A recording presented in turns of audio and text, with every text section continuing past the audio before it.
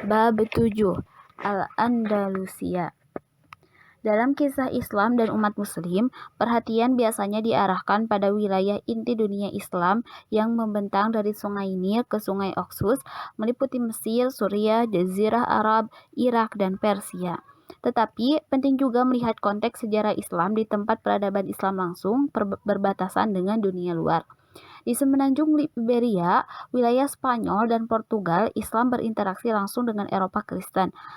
Masyarakat yang kompleks dan beragam berkembang di sana terdiri atas Eropa Muslim dan Barat. Pendirian Islam di Spanyol.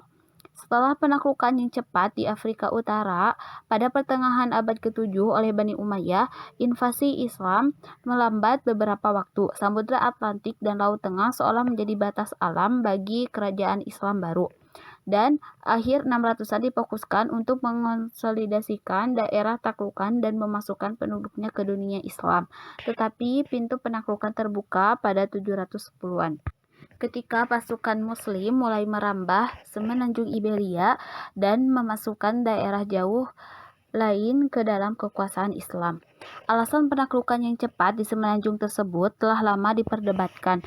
Bagi orang-orang yang menyaksikan operasi militer kedua belah pihak, ini hanya manifestasi rasa suka dan tidak suka dari Tuhan. Bagi umat Islam, penaklukan itu berlangsung cepat dan mudah karena Tuhan telah berkehendak tanah ini akan masuk ke dalam kerajaan Islam. Bagi umat Kristen, kekalahan masif itu menunjukkan Tuhan kecewa dengan aksi tak bermoral Visigoth, sehingga dia mengirim penyerbu Islam sebagai hukuman. Tentu saja ada faktor yang lebih konkret untuk dipahami. Pertama, ketidakpopuleran Roderick dan monarki Visigoth akibat konflik politik yang sudah terjadi sebelumnya. Sebagian aristokrat gagal mendukung raja dalam menghadapi invasi dari Afrika, dan saat perang Guadalete, desersi tentara serta bangsawan membantu membalikkan keadaan. Ketidakpopuleran Visigoth terbukti oleh fakta bahwa setelah puncak pertempuran, beberapa kota tetap melawan pasukan Muslim. Bahkan perlawanan utama terlihat di pegunungan utara dan tidak dipimpin Visigoth, tetapi oleh separatis politik yang berjuang demi kemerdekaan sebelum penyembuhan Islam. Kota-kota utama di wilayah Visigoth dengan cepat menyerah kepada pasukan Islam yang menjanjikan persyaratan penyerahan diri yang lebih menguntungkan dan otonomi lokal. Kemerdekaan relatif diberikan orang Islam kepada penduduk sipil yang tentu sangat kontras dengan kebijakan rezim Visigoth. Setelah penaklukan, dimulailah pemukiman Islam. Pola pemukiman di sini berbeda dari sebagian Timur Tengah yang menempatkan pasukan di kota garnisun yang diorganisasikan oleh otoritas Rashidun dan Umayyah. Di Andalusia, sebagian besar penempatan pemukiman tak terorganisasi dan sembarangan. Umat Muslim pun tak membatasi diri di kota garnisun dan malah memilih menjadi pemilik tanah di seluruh semenanjung. Imigran Berber cenderung bermukim di daerah utara dan barat, mencari area pengembalaan seperti daerah asal mereka di Afrika Utara. Suku Arab yang datang ke Andalusia kebanyakan berasal dari Yaman dan sudah lama bertani. Oleh karena itu, mereka kebanyakan bermukim di daerah subur, di selatan dan di kota utama seperti Cordoba, Valencia, dan Zaragoza. Baik suku Arab maupun Berber banyak yang menikahi penduduk lokal dan akhirnya menciptakan masyarakat unik baru yang menggabungkan aspek budaya Arab, Berber, dan Hispanik. Penguasa Umayyah. Dalam beberapa dekade pertama pemerintahan Islam, Andalusia tak lebih dari sekedar provinsi jauh dan sepi dari kekhalifahan Umayyah yang luas. Keadaan berubah pada 750-an saat Abbasiyah berhasil menggulingkan keluarga Umayyah. Di Suriah, sebagian besar anggota keluarga Umayyah dipenjara atau dihukum mati. Salah seorang Umayyah muda berhasil lolos dari pembunuhan. Abdurrahman, pangeran berusia 20 tahun, melarikan diri dari Damaskus pada 750 Masehi, persis di depan hidung pasukan Abbasiyah. Ia memulai perjalanan epos melintasi dunia Islam untuk mencari bantuan dan dukungan setelah seluruh keluarganya mati. Ibunya seorang Berber, sehingga ia mencari bantuan di tanah asal Berber di Afrika Utara. Selalu selangkah di depan tentara pengejar Abbasiyah, akhirnya ia mendapatkan dukungan bagi keluarga Umayyah di Andalusia pada 755 Masehi. Di sana, ia menobatkan diri sebagai penguasa negara Umayyah dengan Cordoba sebagai ibu kota yang secara politis terpisah dari Abbasiyah di Baghdad dan jauh di sana. Perjalanannya dari Suriah ke daerah barat yang jauh membuatnya mendapat julukan Ad-Dakhil, sang imigran. Emirat Umayyah yang didirikan Abdurrahman Ad-Dakhil menjadi kawah percampuran budaya selama berabad-abad setelah kekuasaannya. Orang-orang dari dunia Islam terus berimigrasi ke sini dengan membawa aspek budaya tempat asal mereka.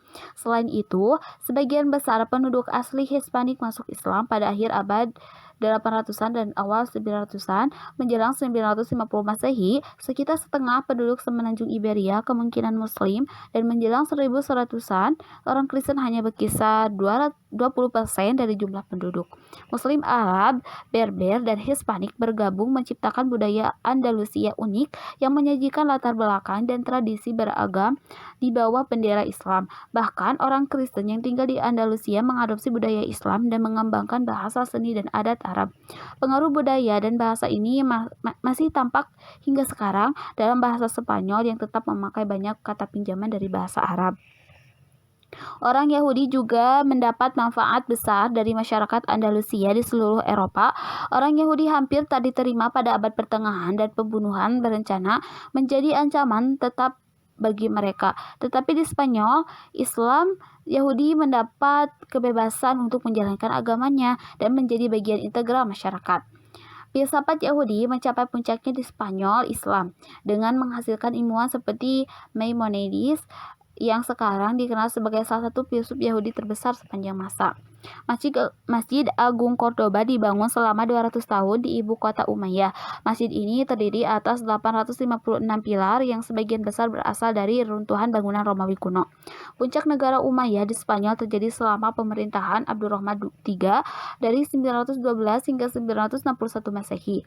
Dalam hampir setengah abad kekuasaannya, ia menyatakan diri sebagai khalifah dunia Islam. Walaupun tak mempunyai kekuatan di luar semenanjung Iberia, klaimnya tentang perang leluhur Umayyah yang berkuasa pada abad ke-7 dan ke-8 berperan penting untuk melawan kekuatan Fatimiyah yang baru tumbuh di Afrika Utara. Khalifah Abbasiyah di Baghdad ibarat menjadi tahanan yang kehilangan pengaruh di istananya sendiri di bawah perintah berbagai dinasti Turki. Sedangkan Syiah Fatimiyah menjelma sebagai ancaman nyata bagi keberlanjutan eksistensi Sunni Islam sebagai kekuatan politik. Abdurrahman III mencintai seni dan ilmu pengetahuan dalam kadar yang sama dengan Al-Ma'mun dari Abbasiyah sebelumnya dan Sulaiman yang hebat di Ottoman nantinya. Lebih dari 600 perpustakaan berada di ibu kota Cordoba. Perpustakaan terbesarnya berisi koleksi lebih dari 400.000 buku dalam berbagai bahasa. Ada sangat banyak toko di kota, menghasilkan barang-barang yang berharga di seluruh Eropa. Kulit, sutra, kertas, wol, dan kristal semuanya diproduksi di Cordoba dan diperdagangkan ke seluruh Eropa dan dunia Islam. Cordoba menjadi kota kelas dunia yang berperan sebagai jembatan antara Eropa yang terbelakang dan kebanyakan buta huruf dengan kota-kota berkebudayaan tinggi di dunia Islam.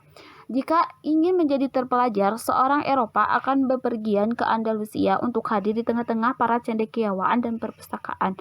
Bahkan pemimpin gereja Katolik abad ke-10, Paul Sylvester II, belajar di Al-Andalusia semasa muda dan terpikat dengan prestasi ilmiah peradaban Islam. Abad berikutnya, saat universitas pertama dibuka di Italia, Prancis, dan Inggris, sebagian besar perpustakaannya berisi buku terjemahan karya-karya di perpustakaan Cordoba dalam bahasa Latin. Spanyol Islam adalah jalan raya utama tempat mengalirnya pengetahuan dunia Islam ke Eropa yang membantu mencetuskan Renaissance pada 1400-an. Kehebatan Cordoba tak sebatas soal ilmu pengetahuan. Abdurrahman dan penguasa Andalusia terdahulu menekankan kekuasaan serta kesejahteraan melalui masjid selain istana yang luas dan indah. Contoh terbaik Masjid Agung Cordoba. Awalnya masjid ini dibangun Abdurrahman Ad-Dakhil, kemudian diperluas berkali-kali pada 800-an dan 900-an hingga akhirnya menjadi bangunan luas yang mampu menampung ribuan jemaah. Pilar-pilar yang menjadi cirinya menyangga dunia tingkat lingkungan yang terbuat dari batu merah dan putih, menjadikannya keajaiban arsitektur yang hanya dapat disaingi Hagia Sophia di Konstantinopel. Tak seperti lukisan dan patung di gereja Kristen, desain kaligrafi dan bentuk geometris menjadi corak utama impresi artistik di seluruh gedung. Ayat-ayat Al-Quran tertulis dalam huruf kufik kaligrafi Arab menutupi dinding masjid, menunjukkan keyakinan Islam bahwa Quran adalah bentuk tertinggi ekspresi sastra sehingga pantas berada di masjid terindah.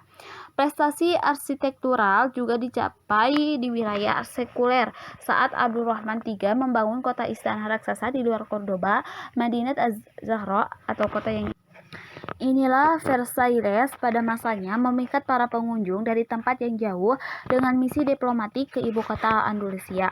Semua ini membuat Cordoba mendapat julukan dari seluruh Eropa sebagai perhiasan dunia. Akan tetapi, sayangnya bagi penduduk Andalusia, keindahan dan penekanan pada pengetahuan memberikan beberapa konsekuensi negatif. Semangat perang awal yang tampak dalam penaklukan cepat di semenanjung ini dan invasi ke wilayah Frank mulai surut setelah penduduk kota mulai hidup nyaman. Penguasa Cordoba kesulitan mengumpulkan para pria dari kota dan desa untuk bergabung dengan pasukan pemerintah memerangi kerajaan Kristen di utara. Penduduk Andalusia merasa senang, terlena, dan tak ingin meninggalkan kenyamanan hidup untuk mempertahankan Spanyol Islam. Kelesuan penduduk merambat hingga tingkat pemerintahan menjelang awal abad ke-11, perebutan kekuasaan di antara keluarga Umayyah dan pendukungnya umum terjadi.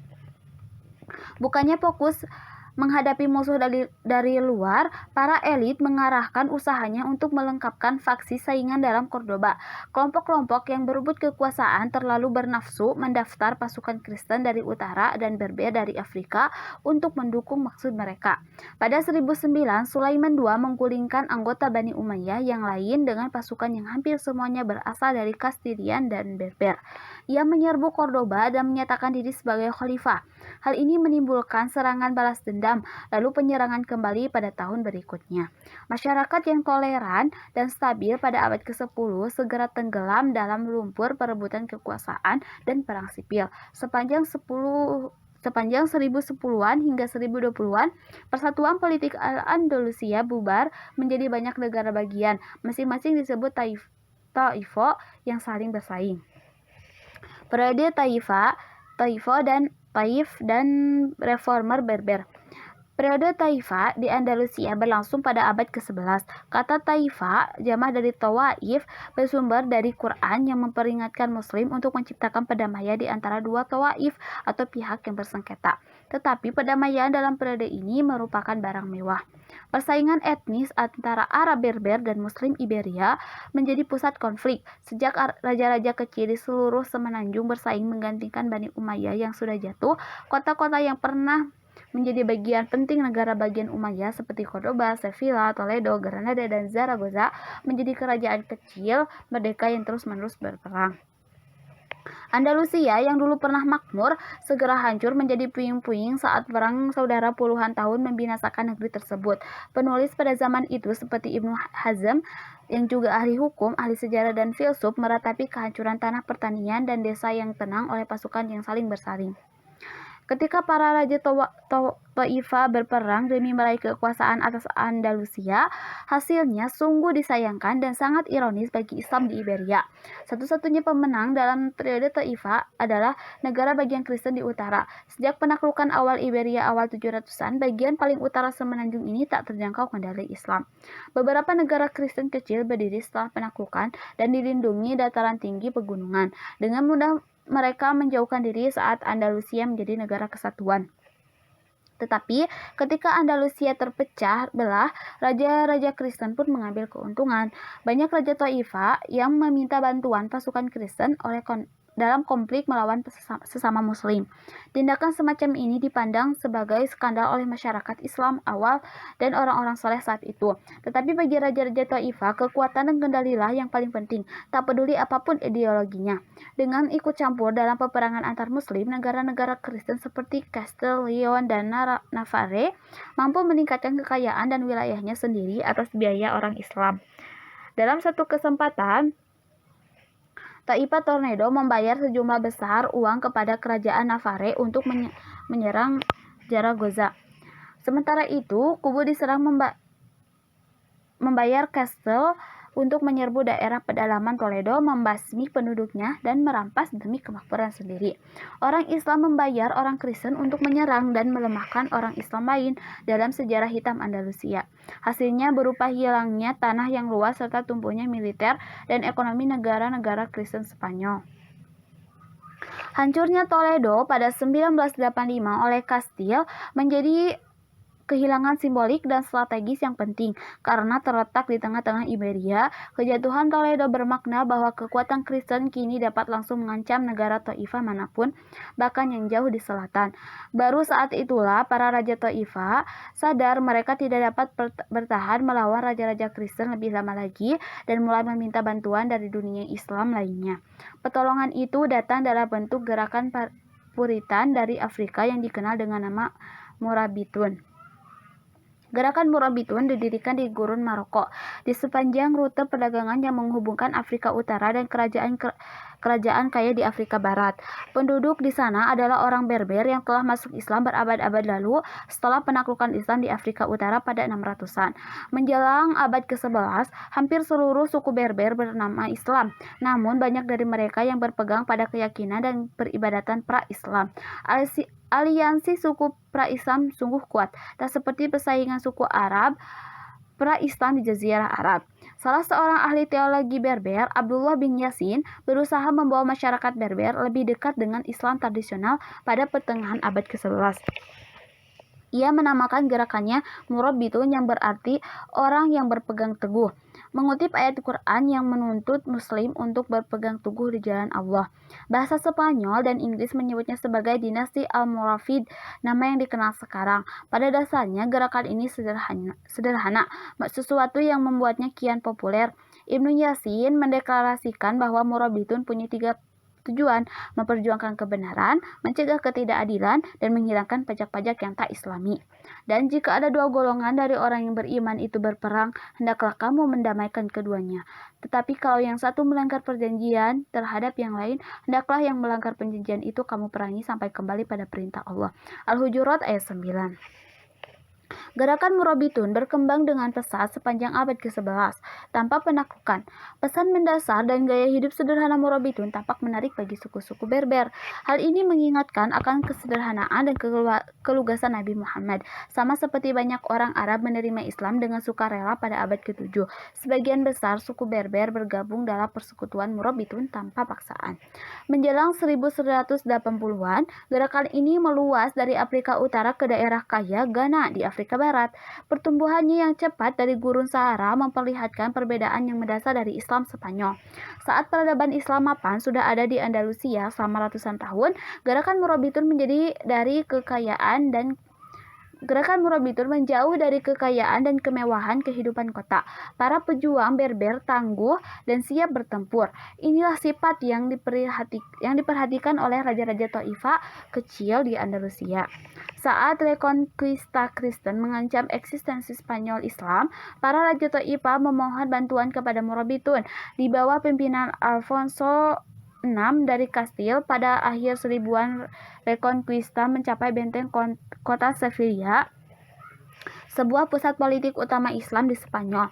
Maka Raja Sevilla bersama para pemimpin Islam yang saling bertengkar di Iberia mengirim pesan kepada Murabitun atas nama Persatuan Islam untuk melawan Kristen sebagai musuh bersama. Pada 1086, Murabitun mengirim pasukan yang dipimpin Yusuf bin Tosfin guna melintasi Selat Gibraltar bersama 12.000 tentara. Ibnu Ziyad menyeberangi selat yang sama untuk menaklukkan Iberia di bawah kekuasaan Islam 375 tahun sebelumnya. Sekarang Ibnu Tosfin melakukan hal yang sama untuk memastikan agar tetap seperti itu. Akan tetapi tampak jelas bahwa ini bukanlah operasi penaklukan. Ibnu Tosfin datang karena diminta oleh para raja Andalusia dan sepertinya tak berminat mencaplok wilayah itu atau menjadikannya bagian dari kerajaan Murabitun. Dengan demikian, kemudian pasukannya bertemu dengan tentara Sevilla dan bertempur melawan Alfonso dalam Perang Zalaco pada Oktober 1086 Masehi di dekat Badajoz. Hasilnya, kemenangan yang meyakinkan atas pasukan Kastilia, Alfonso dipaksa mundur dari tanah Islam dan sejak itu dunia Islam yang masih tersisa tetap aman. Walaupun berada di atas angin, Ibnu Tasbin memilih tak melanjutkan kemenangannya dengan operasi penaklukan semenanjung Iberia.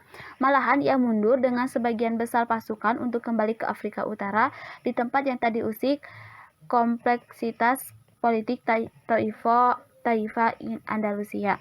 Meskipun menjadi penguasa Andalusia dari kalangan minoritas, Murabitun diterima dengan baik di awal kekuasaannya. Kepercayaan mereka terhadap ulama Islam lokal sebagai pejabat pemerintahan dan tingkat pajak yang rendah menimbulkan dukungan luas dari masyarakat umum. Murabitun tak bisa berdiam diri berkaitan dengan politik dan konflik di utara. Yusuf bin Tasbin dipanggil kembali ke Andalusia untuk membantu operasi militer melawan Alfonso lagi. Mestinya, ini menjadi kekuatan persatuan Islam yang menggabungkan banyak Taifah dan Murabitun, tetapi pengalaman Ibnu Tasbin dalam ekspedisi kali ini kurang menggembirakan. Operasi militer kali ini terhambat oleh persaingan antar Raja Taifah. Mereka selalu mengeluhkan rekannya kepada Ibnu Tasbin dan tak percaya kepada siapapun kecuali pendukung terdekatnya. Akibatnya serangan ini gagal dan Ibnu Tasbin kembali ke Afrika serta memutuskan takkan terlibat lagi dalam politik Andalusia. Kelemahan internal Taifah, Andalusia dan persaingan antar raja membuat Alfonso VI menjadi ancaman bagi keberlangsungan Islam di Iberia. Dan untuk kali ketiga, Ibnu Tasbin dan Murabitun diminta pertolongan. Dalam kedatangan yang ketiga ke Andalusia, Ibnu Tasbin membawa fatwa dari Imam Al-Ghazali yang menyatakan raja-raja Taifah sudah korup, tak layak berkuasa dan harus digulingkan. Pada 1090 Masehi, penaklukan Andalusia oleh Murabitun dimulai dengan dipimpin oleh Ibnu Tasbin untuk mengakhiri periode Taifah. Raja-raja Taifah tak mau menyerahkan kekuasaan mereka kepada Berber. Bahkan sebagian bersumpah setia pada kerajaan Kristen untuk menahan Murabitun. Tindakan ini memperkuat kecurigaan penduduk Andalusia dan ulama Islam bahwa raja-raja Taifah hanya memikirkan diri sendiri dan kekuasaannya, bukan ingin mempertahankan dunia Islam.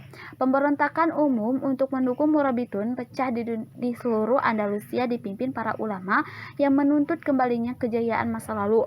Maka pengambil alihan wilayah Islam di Andalusia oleh Yusuf bin Tasbin relatif tanpa pertumbuhan darah.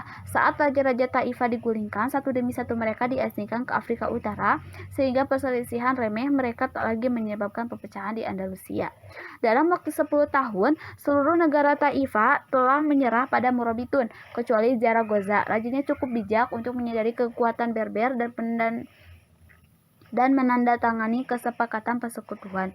Yusuf bin Tasbin dengan kerajaan yang membentang sepanjang 3.000 km dari Andalusia sampai Ghana menjadi salah satu orang terkuat di dunia pada akhir abad ke-11. Penerimaan penduduk Andalusia atas kontrol Murabitun di Andalusia mungkin awalnya tampak mengejutkan. Penduduk nomaden Berber dengan tafsiran Islam yang kaku telah menaklukkan dan mencaplok peradaban mapan yang berumur hampir 4 abad. Biasanya kejadian ini akan dilawan. Akan tetapi ada tema sejarah Islam yang unik dan berulang. Ketika suatu bagian dunia Islam terpecah secara politik dan invasi eksternal mendekat, maka berkumpul di bawah satu pemimpin dan bendera Islam biasanya menjadi jalan keselamatan. Contohnya, penyatuan pos terdepan Islam jauh di barat di antara Mesir dan Suriah di bawah Saladin selama Perang Salib dan penggabungan wilayah Turki pada 1300-an oleh Ottoman. Bagi orang Andalusia, penguasa Muslim Berber dengan budaya, bahasa, dan gagasan asing lebih bisa diterima daripada gangguan Kristen Spanyol yang sepertinya ingin membasmi Islam dari semenanjung Iberia. Ditambah lagi, pesan sederhana Murabitun tentang kembali ke Islam sejati sebagai yang dipraktekkan Nabi, serta penghapusan hukum dan pajak yang tak adil pastilah menarik bagi rakyat Andalusia. Meskipun menuai popularitas dan keberhasilan di Andalusia, Murabitun tak kebal dan jatuh bangunnya dinasti. Di bawah Yusuf bin Tasbin, mereka berekspansi sedemikian luas hingga hampir mengambil seluruh tanah Islam di Iberia menjadi kerajaan antar benua. Tetapi mereka gagal mendapatkan kembali wilayah yang telah dikuasai Kristen. Toledo yang pernah menjadi kota besar Islam hilang selamanya. Kerajaan Kristen hanya dihentikan, tak dihancurkan. Anak Ibnu Tasbin, Ali, yang tak tumbuh di gurun seperti ayahnya dan walaupun ia pemimpin yang baik, tak punya kemampuan untuk memperluas kerajaan melalui perang. Saat kali pertama masuk ke Andalusia pada akhir abad ke-11, popularitas Murabitun berasal dari kenyataan bahwa mereka akhirnya mampu mengalahkan pasukan Kristen yang mengganggu. Saat raksasa militer Murabitun mulai menurun dan Kristen memenangi peperangan melawan Islam sekali lagi pada abad ke-12, kehadiran mereka di Andalusia mulai dipertanyakan. Bahkan pemberontakan terjadi di Cordoba, bekas ibu kota Umayyah. Di sana rakyat mulai muak dengan Murabitun sebagai penguasa kota yang tak bisa ditemui dan asing. Akan tetapi, kejatuhan Murabitun sesungguhnya akan diawali di Afrika Utara, tempat asal mereka. Gerakan keagamaan Berber lainnya mulai tumbuh di pegunungan Atlas yang menjulang di atas ibu kota Murabitun, Marrakesh. Mereka menamakan diri Muwahhidun, yang berarti monoteis. Pemimpin gerakan baru ini, Ibnu Tumart, berdakwah bahwa Murabitun telah menyimpang dari ajaran Islam yang benar dan kemewahan Andalusia telah merusak dan membuat mereka terlena. Gerakan Muwahhidun juga memiliki pendirian teologi yang sangat kuat. Mereka berpendapat bahwa pembaruan keagamaan merajalela di seluruh Andalusia dan Afrika Utara. Suku-suku Berber yang sebelumnya mendukung Murabitun mengalihkan kesetiaan dan bergabung dengan gerakan Muwahhidun sepanjang 1120-an dan 1130-an. Pada 1147 Masehi, mereka sudah cukup kuat untuk menantang Murabitun secara terbuka, turun dari pegunungan dan sukses menyerbu Marrakesh dalam setahun. Seluruh Maroko sudah kalah di bawah Muwahhidun. Terpusatnya perhatian Murabitun pada gerakan Muwahhidun yang tumbuh di Afrika menyebabkan Andalusia diabaikan secara militer. Hal ini diiringi ketidakpuasan umum penduduk Andalusia, mengantarkan munculnya periode Taifah kedua yang dimulai pada 1144 Masehi. Sekali lagi, faksi-faksi bersaing bangkit di semenanjung Iberia. Semuanya berusaha mendapatkan kekuasaan atas wilayah Muslim lain. Satu-satunya pemenang adalah kerajaan Kristen yang berhasil bisa mengambil keuntungan dan memperluas wilayah mereka melalui perang melawan Muslim. Masyarakat luas mendukung pergulingan penguasa Murabitun di Andalusia, tetapi sepertinya tak mampu menyediakan upaya alternatif yang dapat dilaksanakan. Mereka masih tak bersedia angkat senjata dan bergabung dengan pasukan jihad dalam urusan apapun. Maka, seperti pada periode Taifah pertama, para raja Taifah mengandalkan bantuan militer dari kerajaan Kristen yang menyedot biaya. Mengikuti jejak Yusuf bin Tasbin dan Tariq bin Ziyad, sekarang Muwahhidun yang dipimpin penerus Ibnu Tumart bernama Abdul Mu'min memasuki Andalusia pada 1145 Masehi. Ia berusaha melakukan pencaplokan wilayah tepat saat Kristen Spanyol dan Portugis mulai melaju ke daerah Taifah Muslim. Dalam 1 tahun, Malaga dan Sevilla ditaklukkan. Pada 1150 Masehi, Cordoba dan Jaén direbut dari Raja Taifanya. Menjelang wafatnya Abdul Mu'min pada 1163, seluruh sisa Spanyol Islam menjadi bagian kerajaan Muwahhidun. Tetapi sayang bagi Muslim Spanyol, yang tersisa hanya sebagian selatan semenanjung. Dataran tengah semenanjung peninsula dan pantai timur dipertahankan dengan sangat kuat oleh kerajaan-kerajaan Kristen yang dipimpin Kastil, Portugal, dan Aragon. Prestasi dan kerajaan besar yang dibangun Muslim Spanyol selama era Umayyah menjadi kenangan yang tak mungkin ditiru. Sekarang jelas bagi penduduk Andalusia bahwa momentum di semenanjung ini mendukung Kristen, dan prioritas utama mereka bukanlah membangun kota besar serta memajukan pengetahuan, melainkan mempertahankan diri dari serangan gencar Kristen.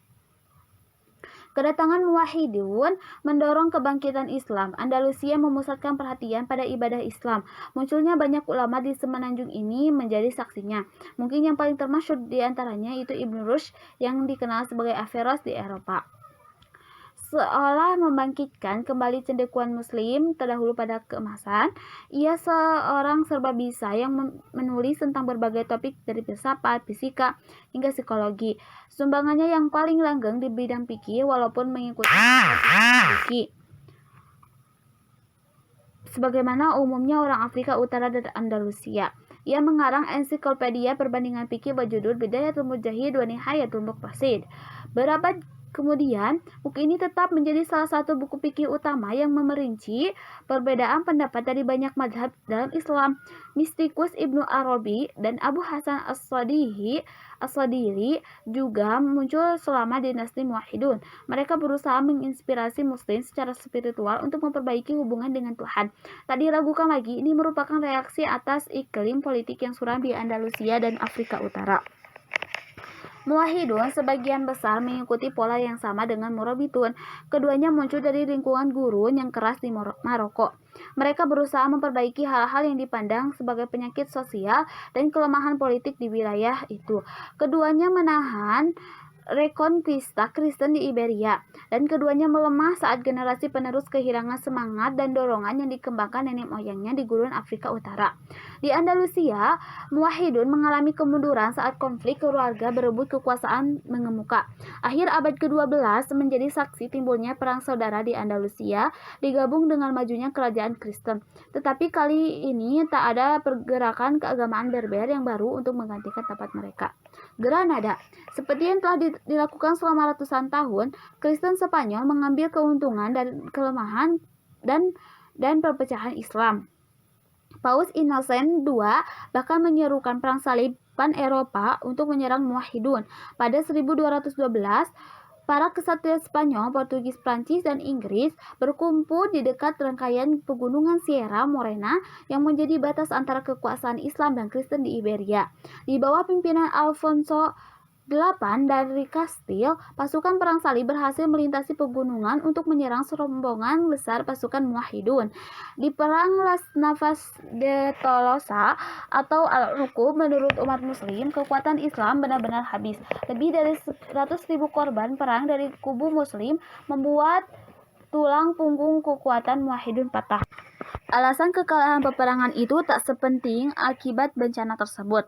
Tak berdaya menahan Kristen, satu demi satu kota Islam mulai jatuh. Antara 1228 dan 1248, Valencia, Sevilla, Badajoz, Majorca, Murcia, Jaini, dan kota-kota lainnya runtuh dalam serangan gencar Kristen.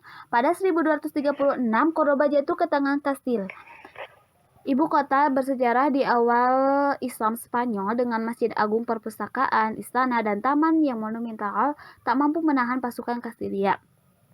Masjid tersebut dipaksa berubah menjadi katedral Katolik dengan kapel raksasa di tengah bangunan.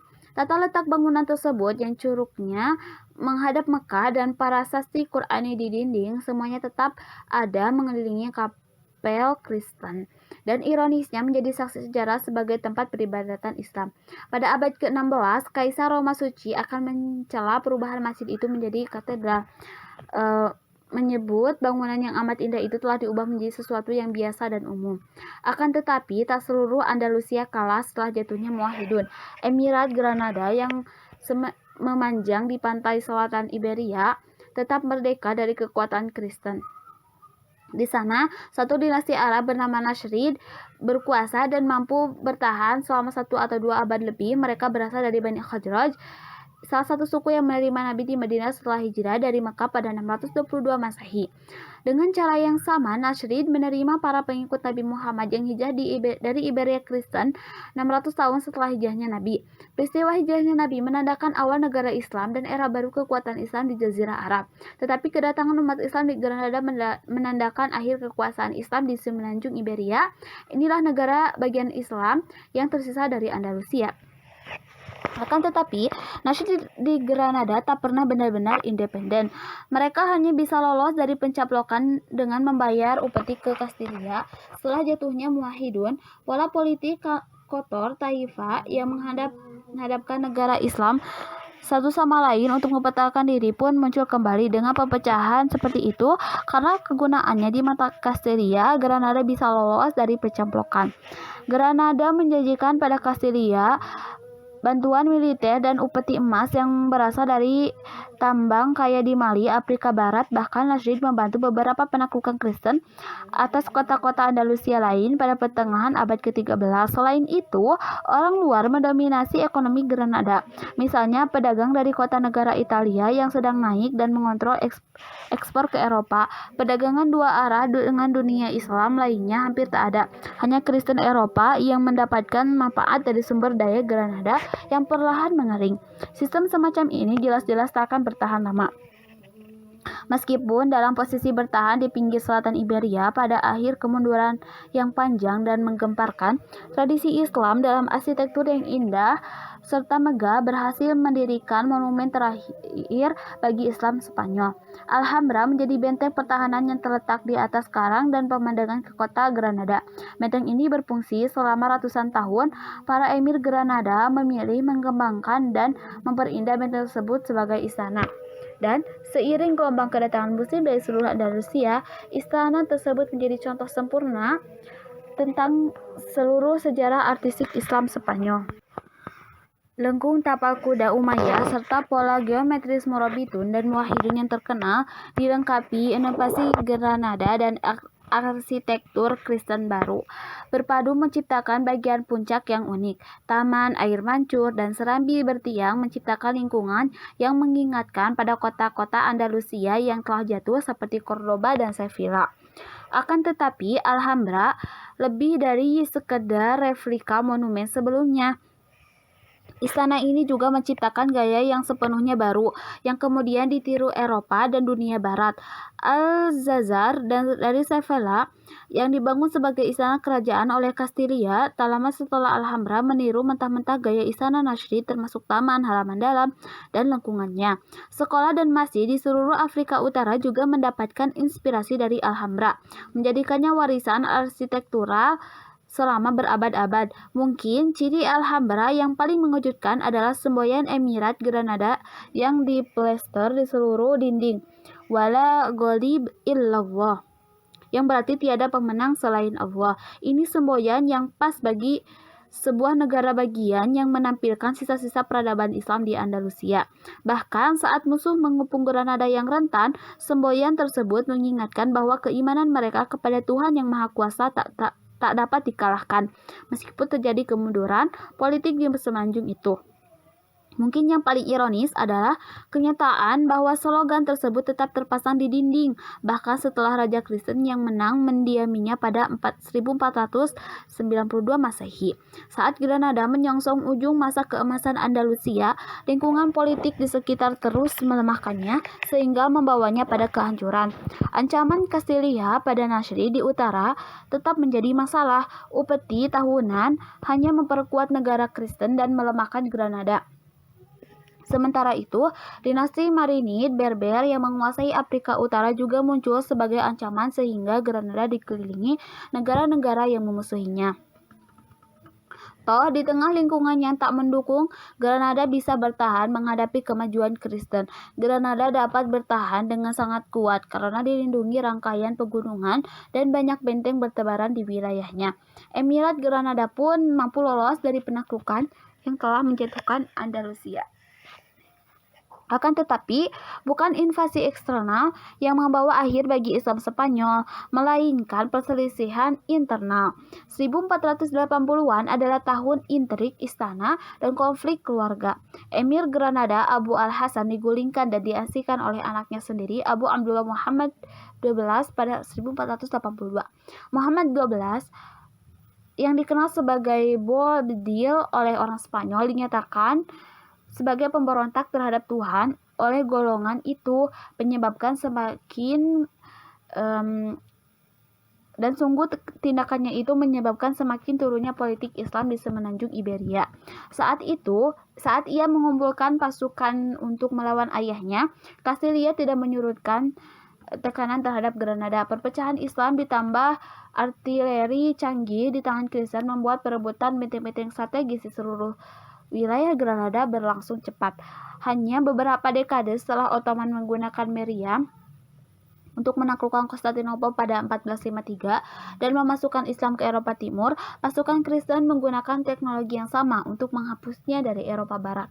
Sepanjang sejarah Andalusia, ketika angin berpihak pada Kristen, Muslim Afrika Barat akan datang menyelamatkan saudara seimannya. Tetapi akhir abad ke-16, hal itu tak terjadi.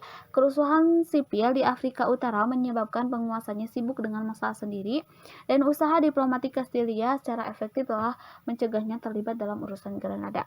Dinasti Mamluk di Mesir sudah dimintai pertolongan oleh Granada, tetapi hanya bisa menawarkan bantuan simbolis. Granada harus mencari cara untuk menahan Kristen sembari menangani perang saudara di antara mereka.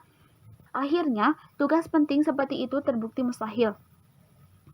Kepemimpinan Muhammad XII hanya menambah kekecewaan Granada. Kastilia menangkapnya dan pada 1486. Selama dia ditahan, sang ayah mengambil kembali mahkotanya. Setelah setahun menjalani penahanan, Muhammad XII dilepaskan dengan bersumpah setia kepada kerajaan Kristen. Bermodalkan senjata dan pasukan yang dipasok Kastilia, sekali lagi ia mampu menjadi emir Granada. Ini menimbulkan perang saudara kembali. Kali ini ia menghadapi pamannya. Ia berjanji tak terlibat dalam perang antara Kastilia dan pamannya, ketika sebagian besar emirat Granada ditaklukkan Kristen.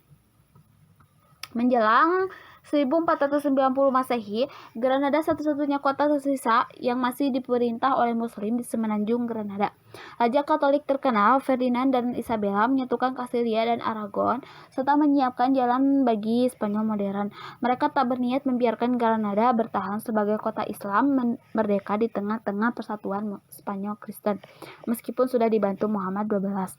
Pada 1490 dan 1491, menjelang kejatuhan Granada, secara perlahan Spanyol mendekati kota sendirian ini.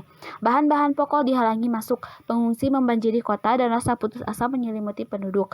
Sendirian dan tak adanya bantuan yang datang dari Muslim Afrika Selatan, mustahil Granada bertahan melawan Spanyol yang jauh lebih banyak dan lebih kuat teknologinya. Muhammad XII menyadari itu. Maka pada 25 November 1491, ia mengutus wazirnya untuk menurunkan syarat-syarat penyerahan pada monarki Katolik pada 1 Januari 1492. Secara resmi Granada berpindah tangan ke Spanyol. Muhammad XII menyerahkan kunci gerbang kota tersebut dan Alhambra pada sang penakluk pada pagi hari. Sehingga ketika penduduk kota terbangun, mereka menyaksikan bendera yang menyatakan dan tak ada kemenangan selain Tuhan yang berkibar di Alhambra diturunkan kali terakhir saat bendera Kastilia menggantikannya. Bagi pihak Kristen, inilah pemenuhan yang menggembirakan setelah perjuangan selama 1 abad untuk mengkristenkan semenanjung Iberia. Bagi penduduk Muslim, inilah akhir negara yang paling tercerahkan, makmur dan kuat yang pernah ada di dunia. Bagi sang emir yang ditaklukkan, yang ketidakmampuan politiknya langsung membuat hilangnya potongan Andalusia terakhir, pengasingan telah menunggu. Legenda menceritakan saat ia keluar dari kota, ia menengok ke belakang untuk kali terakhir dan mulai menangis. Ibunya mencela, mengucapkan kalimat yang terkenal, "Jangan menangis seperti perempuan atas apa yang tak dapat kau pertahankan sebagai laki-laki." Morisco. Sejarah politik Andalusia berakhir pada 1492 Masehi, tetapi ini bukanlah akhir dari penduduk Islam Spanyol. Masih ada sekitar 500-600 ribu Muslim dari total penduduk 7-8 juta di seluruh semenanjung Iberia. Sebagian besar berada di bekas Emirat Granada. Tak mungkin bagi monarki Katolik untuk memaksa keluar orang sejumlah itu dalam waktu singkat. Banyak wilayah di seluruh Iberia yang masih bergantung kepada penduduk Muslim untuk menjalankan ekonomi lokalnya. Selain itu, Spanyol tak cukup warga untuk mengisi kota yang dikosongkan. Malahan awalnya Ferdinand dan Isabella mengambil pendekatan yang toleran terhadap minoritas Muslim. Umat Muslim memang kehilangan beberapa kedudukan sosial karena sekarang penguasanya berbeda agama, tetapi mereka mendapat kebebasan untuk melanjutkan ibadah sesuai keyakinan di bawah monarki Spanyol. Tak berarti Kristen tidak berusaha mengajak orang Islam berpindah agama. Setiap orang Islam yang sukarela berpindah agama akan mendapat kucuran hadiah, emas, kuda, dan barang berharga lainnya. Ini membuat sejumlah besar orang Islam masuk Kristen pada tahun-tahun setelah 1492 Masehi. Yang mengejutkan dan mengecilkan hati pihak Kristen, setelah mendapatkan hadiah, sebagian besar orang yang beragama akan sholat di masjid dan membaca Quran lagi. Karena Muslim mengambil keuntungan dari insentif yang ditawarkan dan tak tulus masuk Kristen, Gereja Katolik memutuskan mengambil pendekatan yang lebih keras. Francisco Jimenez de Cisneros, seorang uskup agung, ditunjuk pada 1499 untuk mempercepat proses perpindahan agama dengan melecehkan Muslim Spanyol, menyiksa dan menangkap secara acak mereka yang tak mau berganti keyakinan. Ia menyatakan, jika tak tertarik dengan jalan penyelamatan, maka kafir itu harus diseret ke jalan tersebut. Hasilnya berupa pemberontakan Muslim Spanyol melawan penindasan. Muslim Granada yang telah bersabar selama 8 tahun di bawah pemerintahan Kristen tak dapat menahan diri atas penindasan uskup agung baru itu. Mereka membuat brigade di jalan-jalan sempit Granada dan menyatakan penentangan terhadap usaha-usaha de Cisneros. Pemberontakan ini memberikan alasan bagi monarki Katolik untuk menegur masyarakat Islam Spanyol.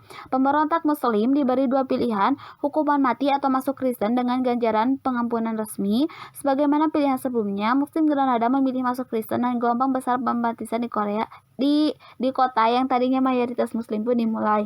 Pemberontakan lebih lanjut terjadi di sekeliling pinggiran kota, tetapi Spanyol yang lebih kuat akhirnya mampu memadamkannya dalam beberapa tahun. Menjelang 1502, saat pemberontakan padam, otoritas Kristen memilih melarang Islam di seluruh Spanyol.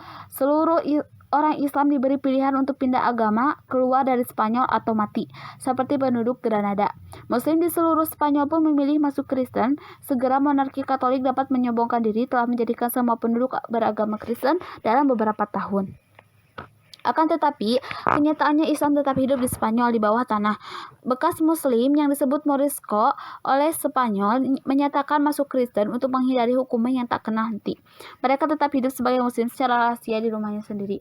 Otoritas Spanyol mungkin mencurigai Morisco tak tulus masuk Kristen, maka mereka menetapkan banyak hukum sebagai bagian dari Inkuisisi Spanyol sepanjang awal 1500-an untuk membersihkan Morisco dari masa lalu Islam mereka. Menyembelih binatang berdasarkan hukum Islam dinyatakan dilarang pada 1511 oleh dekret kerajaan. Perempuan tidak boleh menutup mukanya pada 1513. Selanjutnya Morisco dilarang menggunakan pemandian umum atau menutup pintu rumah pada Minggu untuk memastikan tak seorang pun menjalankan ibadah Islam secara diam-diam. Pernikahan harus dihadiri oleh orang Kristen lama untuk memastikan upacara perkawinan tidak diselenggarakan menurut hukum Islam. Pada 1526, berbicara dalam bahasa Arab tergolong perbuatan melanggar hukum dan Morisco dipaksa berbicara bahasa Kastilia, termasuk ketika di rumah. Usaha memisahkan Morisco dari agama dan warisan budayanya hanya membuat mereka semakin sembunyi-sembunyi dan menyebabkan mereka lebih bersemangat memegang teguh keyakinannya. Secara keseluruhan, Inkuisisi gagal menghilangkan Islam dari hati kebanyakan orang Morisco. Malahan, cara ini memaksa mereka menjadi lebih kreatif menghindari hukum. Banyak ulama menuliskan fatwa mengizinkan umat muslim beribadah dengan cara yang tak tradisional untuk menghindari hukuman penguasa. Sebagai contoh, fatwa terkenal pada 1502 oleh mufti dari Oran, sekarang bernama Algeria, memperbolehkan wudhu tanpa air dengan menyentuh dinding besi, sholat pada malam hari bukannya 5 kali sehari, dan makan daging babi jika dipaksa. Perintah keagamaan secara terbatas dilakukan di rumah karena masjid dan sekolah ditutup atau diubah menjadi gereja Kristen. Akan tetapi, bahasa Arab bertahan di balik pintu yang tertutup karena orang tua tetap mengajarkan ritual Islam dan ayat-ayat Al-Quran kepada anak-anaknya. Orang Morisco bernama Kristen akan tetap ke gereja pada Minggu berdoa menurut ritual Kristen. Ketika di rumah, ia dipanggil dengan nama Muslim rahasia, membaca Quran dan berdoa dengan cara Islam. Raja-raja Spanyol tak pernah mengabaikan kepercayaan rahasia Morisco.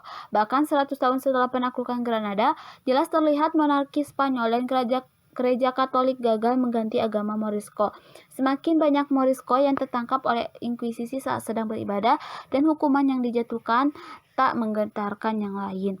Raja Philip III yang sangat dipengaruhi pendeta Katolik garis keras memutuskan untuk mengusir seluruh Morisco keluar dari Spanyol. Meskipun protes dari aristokrat merebak di seluruh Spanyol karena menganggap pengusiran Morisco mengganggu perekonomian, dampak dekret kerajaan itu terasa pada tahun berikutnya. Seluruh desa Morisco dikosongkan, penduduknya dipaksa ke pantai, tempat kapal-kapal dari Eropa menunggu untuk membawa mereka ke Afrika Utara. Morisco diizinkan membawa barang milik mereka sebanyak mungkin, tetapi Spanyol menyita tanahnya. Anak di bawah umur 4 tahun tidak diusir tetapi diambil dari keluarganya untuk dipelihara sebagai anak Kristen. Di selatan Spanyol, sekali lagi terjadi pemberontakan. Pengusiran ini berarti Morisco yang menyamar sebagai Kristen tak perlu takut lagi menyatakan diri sebagai Muslim dan menimbulkan usaha terakhir mempertahankan Islam di semenanjung ini.